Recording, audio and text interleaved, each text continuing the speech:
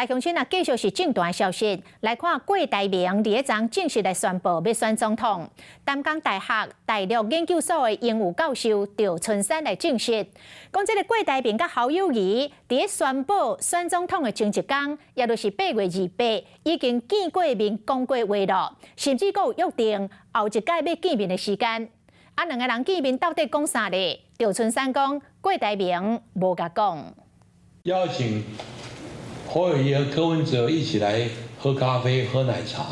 今年一天参选的记者会，过党的阁话讲邀请大家来啉咖啡，不过其实伊甲侯友宜早就见过面啊。哎呀，昨天我已经跟侯友宜见过面了。我说哦，那你们谈些什么呢？他说没有嘛，跟你讲谈。我想他们之间应该有沟通总是好啦。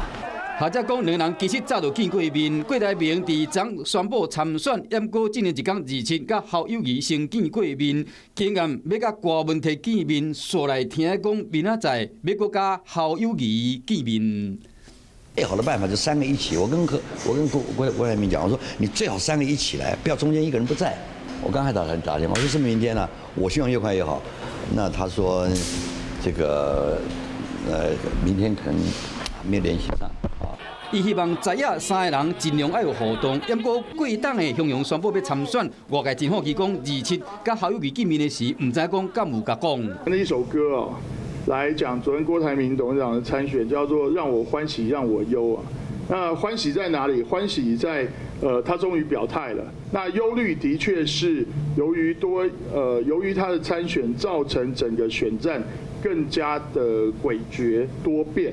为国民党立委反应来看，好像就有淡薄措手不及。郭台铭出招，民众党就要了讲，今日要甲郭文摕同台，其实其中要有真济美工。那就我们原本所了解的，郭董好像排在8点，可是呢，后来郭阵营不确定是不是因为知道了这个柯主席到场的一个时间哦，所以他有的特地把时间往前挪，然后也挪到了7点钟。我相信其实柯也是应该理论上是最有能力去整合整个这个在野这个力量。郭台铭、郭文摕、侯友宜3人的咖啡要安怎啉，这无问题。不过啉煞会当会出什么款的结论，每一个阵营拢真关心。Hello， 我是雷亚，想要抢而先掌握最及时的新闻资讯吗？赶快订阅、按赞、开启小铃铛，锁定华视新闻 YouTube 频道。